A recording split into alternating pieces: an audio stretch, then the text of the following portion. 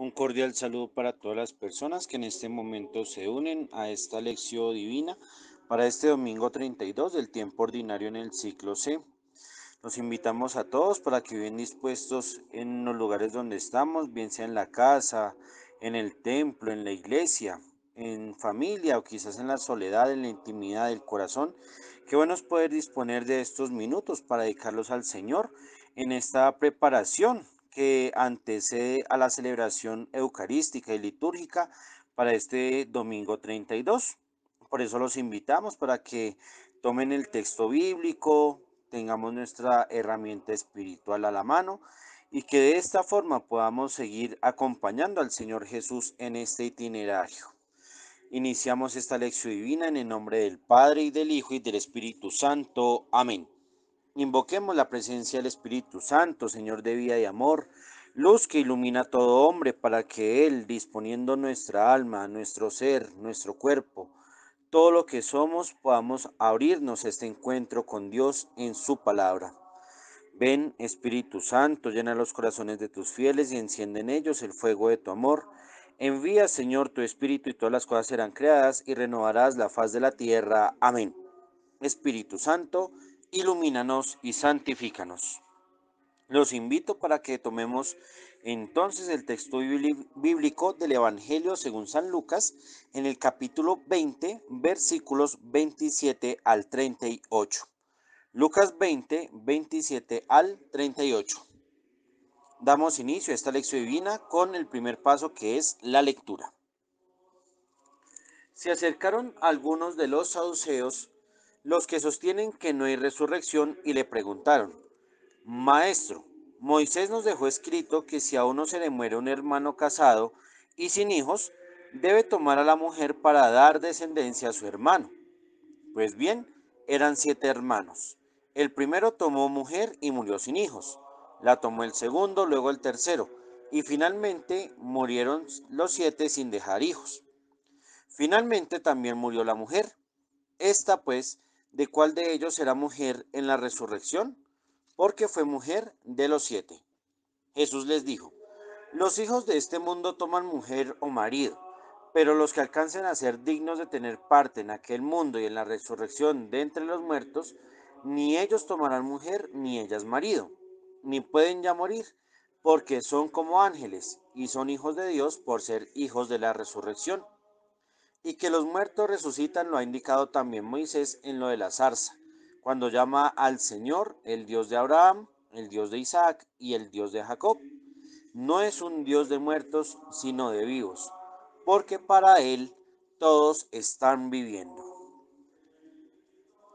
Damos continuidad a esta lección con el segundo paso, que es la meditación. Por eso vamos a tomar 4 categorías importantes, que son los saduceos, la mujer, los hijos de Dios y la resurrección. Nosotros en este evangelio pues damos un salto en la lectura del evangelio de Lucas. Digamos que nosotros hemos saltado varias escenas porque pues o bien ya se han leído de pronto en los paralelos que corresponden a Marcos en el ciclo A, Marcos en el ciclo B y Mateo en el ciclo A, o bien porque de pronto la profundidad del contenido teológico de Lucas puede ayudar a animar el recorrido teológico que nos propone la liturgia. En ese sentido, ¿qué nos saltamos? Las escenas que están contenidas en Lucas capítulo 19 del 11 hasta el capítulo 20, versículo 26. ¿Qué ha pasado en todos estos relatos? La invitación pues es leerlos, ¿sí? Leerlos con detenimiento, hacer una lectura espiritual, hacer también una lección divina bien interesante. Sin embargo, aquí vamos a sintetizar algunos elementos claves.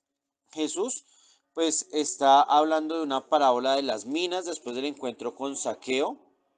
Luego de ello, ya Jesús entra a Jerusalén, es recibido, pues nosotros conocemos bien la escena por los ramos, la multitud que aclama al Rey, bendito el que viene, en nombre del Señor, paz en el cielo y gloria en las alturas. Luego de ello aparece el llanto de Jesús, cómo Jesús llora sobre Jerusalén, cómo se lamenta por ella.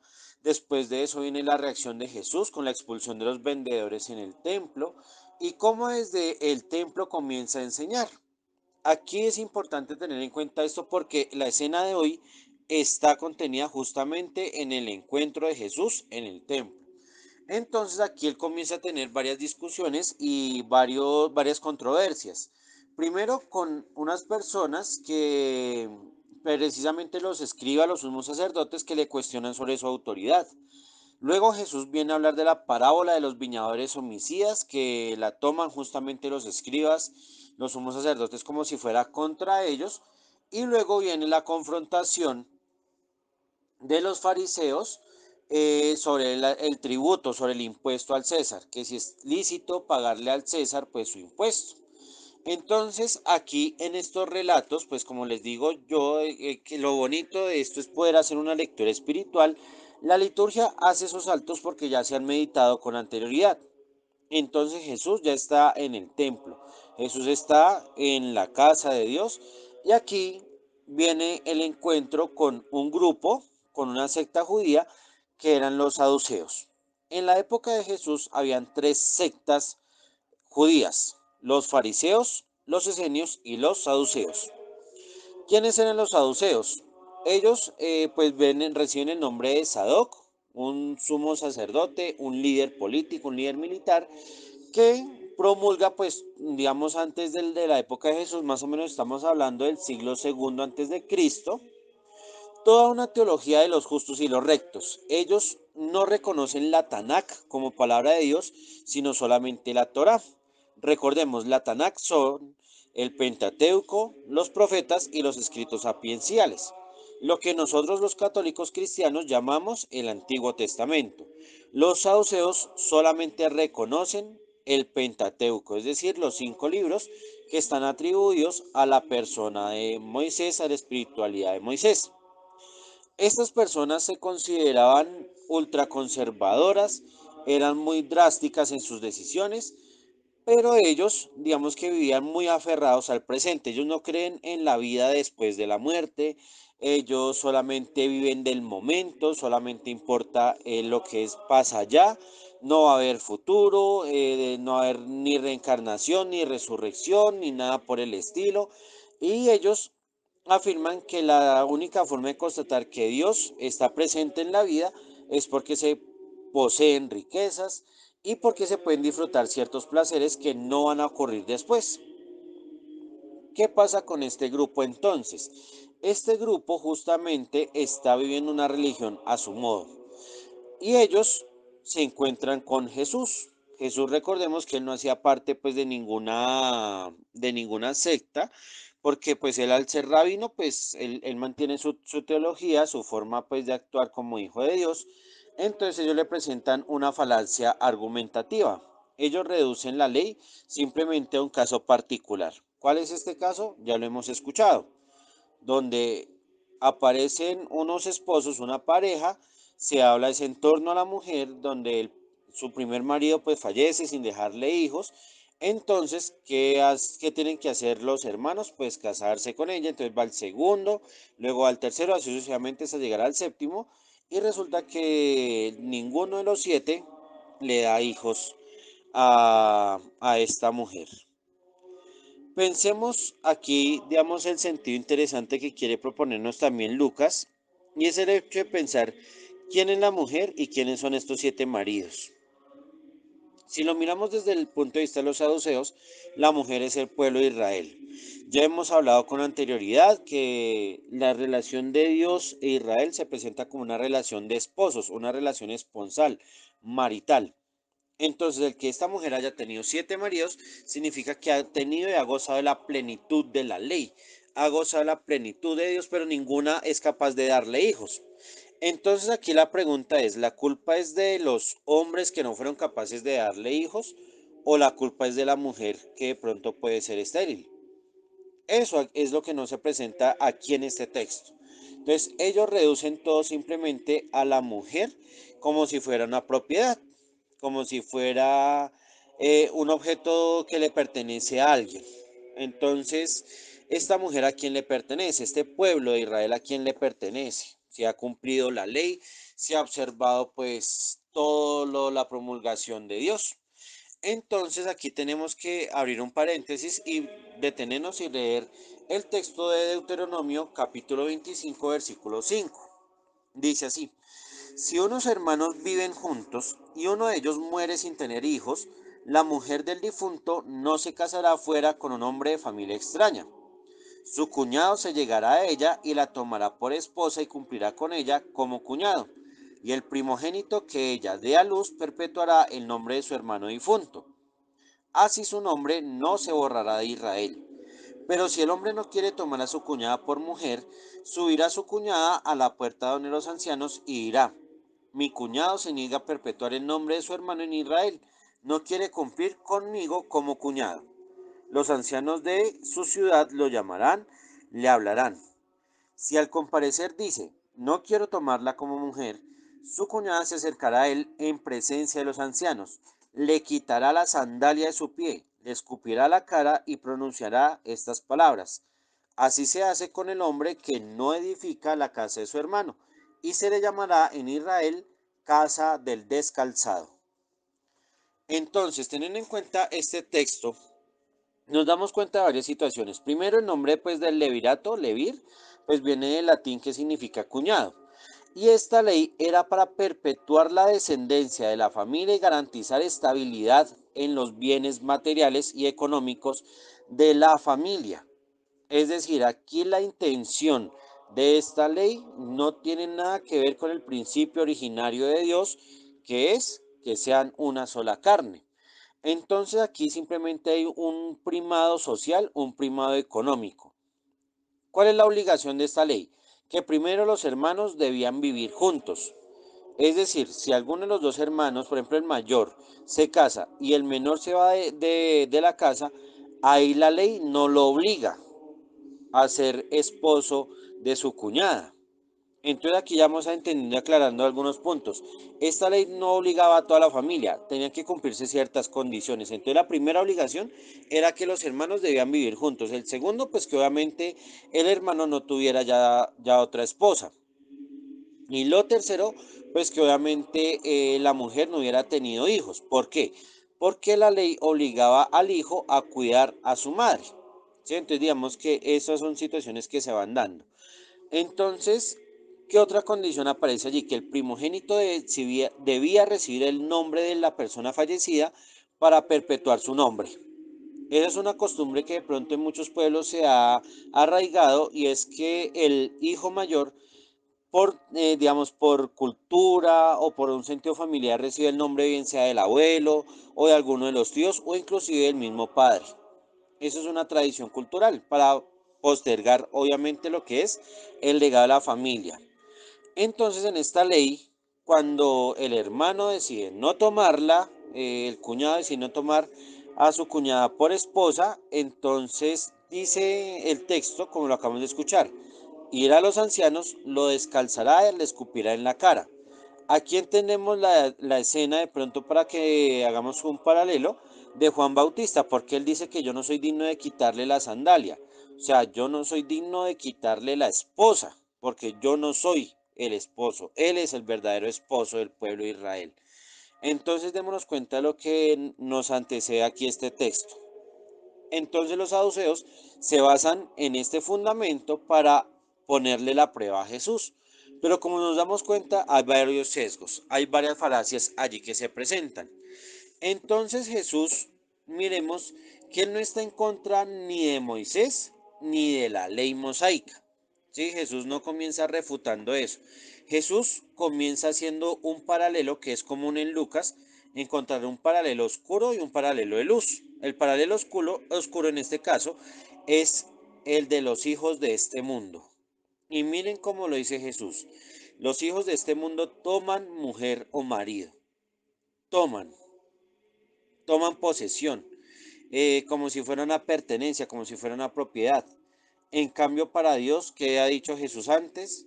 Que se unirán y formarán una sola carne.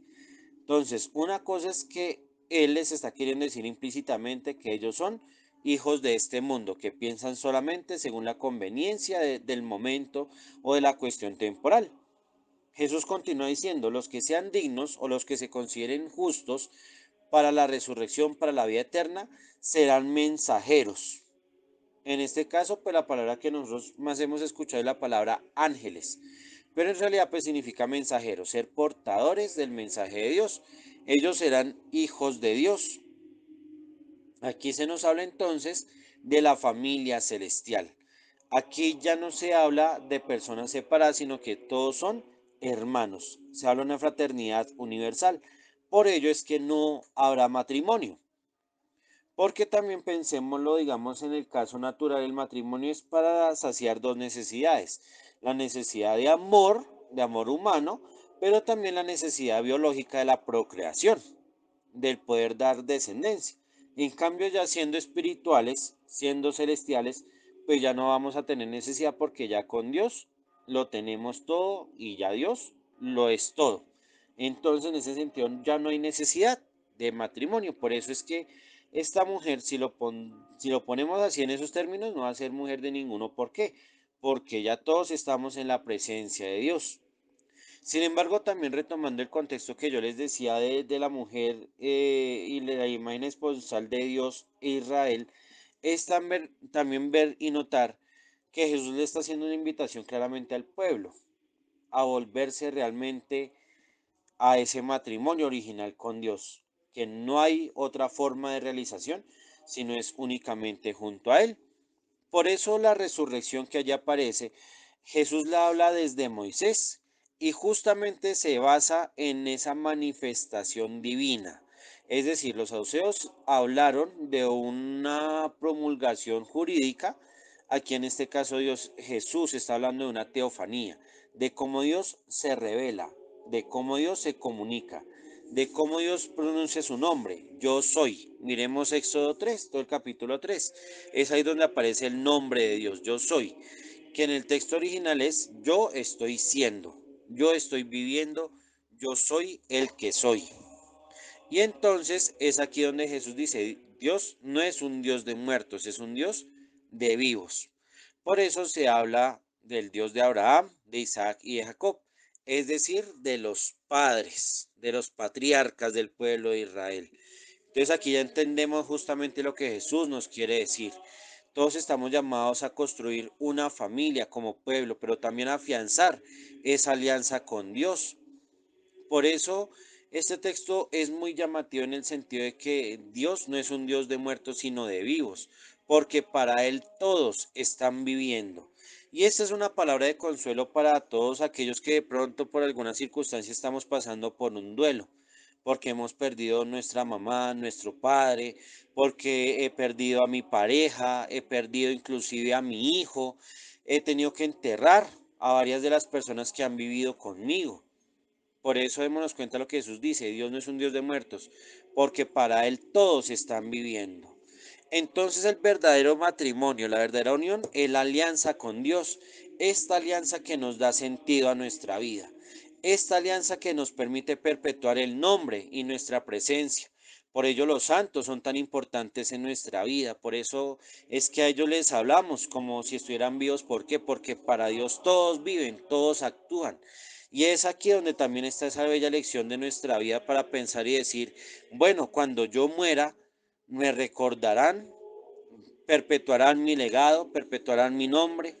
Esto no lo podremos saber. ¿Por qué? Porque solamente lo lograremos si realmente somos hijos de Dios. En este tercer paso de la oración, alguien que nos ayuda a comprender esta realidad es San Pedro Fabro, un hombre que tuvo como privilegio el ser amigo de dos santos también, de San Ignacio de Loyola y de San Francisco de Borja. Miremos cómo se ven esos lazos, esa fraternidad universal desde la santidad. Por eso, uniéndonos a esta palabra, a este gran santo que fue profesor de San Ignacio de Loyola, que fue también un gran maestro, un gran pedagogo, pero que también desde la docencia enseñó la conversión. Para volver a Dios, pidámosle a San Pedro Fabro que nos ayude en este camino, justamente reconciliación con Dios y buscar la santidad. Dígnese el Padre Todopoderoso, el Hijo y Espíritu Santo concederme la gracia de que yo sepa, pueda y quiera ambas cosas, ser amado por Dios y sus santos y amar a Dios y sus santos. En adelante debo esforzarme más por lo mejor, lo más magnánimo y por lo que más vengo descuidando. Debo buscar señales de que amo más que señales que me convenzan de que soy amado. Y esas señales van a ser la preocupación que yo tome sobre mí por amor de Cristo y del prójimo. Amén. En este cuarto paso, la contemplación, podemos mirar esta imagen que tenemos en este subsidio. Si tú tienes un crucifijo, si tienes la presencia de Jesús Eucaristía, o si tienes la palabra, o si quieres cerrar tus ojos, haz este momento de contemplación. Abre tu alma y tu espíritu a Dios y pregúntate, Jesús está en el templo. ¿Tú en qué templo estás? ¿En qué templo te gusta orar? ¿En qué templo te dedicas a contemplarte a ti, a contemplar a los demás, a contemplar a Dios? Tú cuando te acercas a Jesús, ¿qué le quieres preguntar? ¿Qué dudas hay en tu corazón? Pero también qué pruebas a veces le ponemos a Jesús. Le pedimos que si existe, sane, que si existe, dé prosperidad, que si existe, haga tantas cosas. A veces nosotros también somos saduceos porque simplemente nos limitamos a colocarle pruebas a Jesús. Y en ese sentido el matrimonio puedes pensarlo como los saduceos, como un vínculo temporal, como una adhesión simplemente efímera, pasajera, o para ti realmente el matrimonio, más allá, digamos, de pensarlo o imaginarlo como la unión de hombre y mujer, para ti el matrimonio significa a quién le estás entregando tu vida, a qué le estás apostando. Cuando tú mueras, a eso que tú le apuestas, a eso que tú le desgastas tu vida, te devolverá lo que hiciste, te recompensará tu entrega. Por eso, en esta escena de esta mujer que no puede dar a luz, que no puede tener hijos, bien sea por los hombres que tuvo o bien sea por ella misma, ¿tú qué hijos estás cultivando en este momento?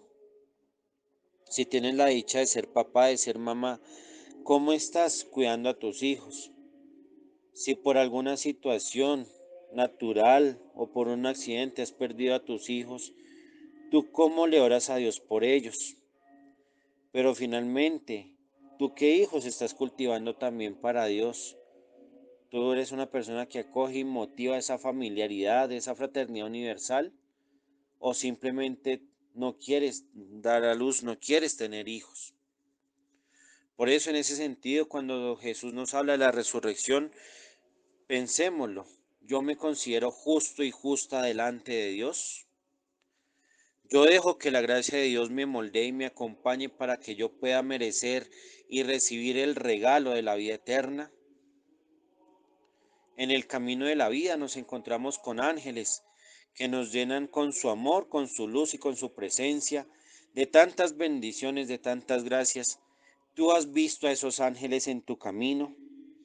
¿Tú has abierto los ojos y los oídos para entender que esas personas, esos mensajeros que Dios ha colocado a tu lado, son un regalo y una bendición que tú también debes cultivar y debes cuidar? Tú también, ¿cómo te has convertido en ángel para otra persona? Con un abrazo, con un beso, con un abrazo, con tu presencia, con tus llamadas, con tus mensajes. Tú eres ángel, tú procuras llevar a los demás la palabra de Dios y sobre todo llevar ese amor que la otra persona tal vez necesita en este momento. Tú consideras a los demás como hermanos, como hijos de Dios también. Y finalmente, que es esta la oportunidad para recordar a nuestros seres queridos, justamente en estas fechas en que celebramos y recordamos la memoria de los fieles difuntos. ¿Tú cómo oras por ellos? ¿Oras como si todo se hubiera reducido a la nada? ¿O tienes la certeza de que ellos están gozando de la presencia de Dios, si Dios así lo tiene en su justicia y en su misericordia? Por eso que es esta la intención también para preparar nuestra vida para una santa muerte, que sea la oportunidad también para saber qué legado estamos dejando en esta vida. Y finalmente, aprovecha estos momentos para decirle a Dios lo que más necesitas en el fondo de tu corazón. Después de haber hecho estos 4 pasos, vamos a retomar nuevamente la lectura. Por eso los invito para que nuevamente abramos nuestras Biblias y volvamos a releer el Evangelio según San Lucas en el capítulo 20, versículos 27 al 38. En el primer paso, la lectura que dice el texto, vamos a preguntarnos, ¿quiénes confrontan a Jesús? ¿Cuál es la pregunta que hacen a Jesús? ¿Cuál fue la respuesta de Jesús? ¿Cuál es la postura de Jesús hacia Moisés? ¿Qué significa que Dios es Dios de vivos? Pausemos y respondamos. En el segundo paso, la meditación, ¿qué quiere decir el texto? Abramos el corazón para responder también estas preguntas. ¿Por qué se acercan los saduceos a Jesús? ¿Por qué se habla del matrimonio? ¿Por qué los saduceos niegan la resurrección? Ahora, ¿por qué Jesús hace el paralelo entre el mundo y Dios? ¿Por qué Jesús habla de los ángeles y los hijos de Dios? ¿Por qué se habla del Dios de vivos? Pausemos y contestemos. Para este tercer paso, la oración, ¿qué le digo a Dios desde el texto? Vamos a tomar desde la liturgia un fragmento del Salmo 16. A este salmo podemos agregar las palabras que salen de nuestro corazón. Guárdame, Señor, como a las niñas de tus ojos, a la sombra de tus alas escóndeme. Yo con mi apelación vengo a tu presencia, y al despertar me saciaré de tu semblante. Amén. Ahora en el cuarto paso, la contemplación. Vamos a profundizar este texto haciendo un momento de silencio y reviviendo este encuentro con Dios, con Jesús en su palabra. Yo sé qué busco en Jesús cuando me acerco a Él. ¿Qué significa para mí el matrimonio? Yo creo en la vida del mundo futuro. ¿Cómo asumo y vivo mi condición de hijo, de hija de Dios? ¿Soy consciente de la vida futura que me espera? Pausemos y contemplemos. En este quinto paso de la acción, vamos a poner por obra lo que el Señor ha suscitado en nuestro corazón. Haz aquello que el Espíritu te ha dicho y no des espera a lo que el Señor quiere de ti. No olvides la recomendación y la invitación de este canal. Asistamos a nuestro templo, celebremos los sacramentos, hagamos oración cotidiana con la palabra de Dios. No dejemos de hacer nuestra ofrenda, bien sea económica o materialmente, en el templo a una persona necesitada. Y finalmente, comparte este video y suscríbete a este canal. Recuerda que la palabra de Dios se lee, se ora, se celebra y se vive en comunidad. Nos acogemos a la Madre de Dios para que ella también nos ayude a asumir esta condición de hijos de Dios y que ella con su presencia y con su amor nos ayude también a prepararnos para la vida eterna. Bajo tu amparo nos acogemos, Santa Madre de Dios. No expreses las oraciones que te dirigimos en nuestras necesidades. Antes bien, líbranos de todo mal y peligro, oh Virgen gloriosa y bendita. Amén. Que el Señor misericordioso nos bendiga, nos guarde de todo mal y nos lleve a la vida eterna. En el nombre del Padre, y del Hijo, y del Espíritu Santo. Amén. Una feliz jornada para todos y bendiciones en el Señor.